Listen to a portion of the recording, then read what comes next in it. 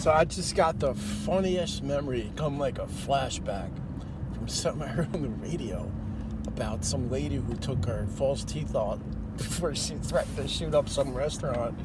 And I was like, man, I remember being in the 5th grade in the lunch cafeteria, and she was such a nice lady, but man, I guess the kids were out of control, and she was yelling and screaming, and I kind of felt bad for her, but it was so funny.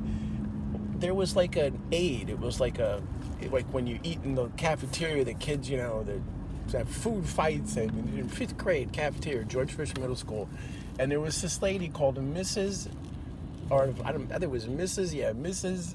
Scagnelli. That's her name, Scagnelli. And she goes, no. She was yelling. It's standing over us.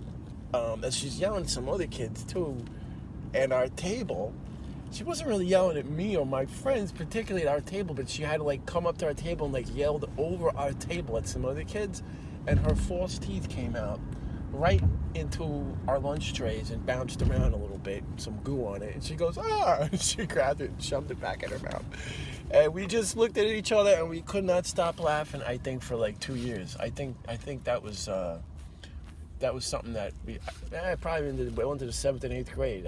We would bring that up every time we were in that same cafeteria, because it was from the 5th grade to the 8th grade.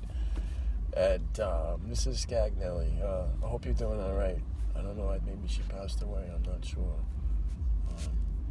I never forget the lady, too. Anyway, I gotta go to the dentist.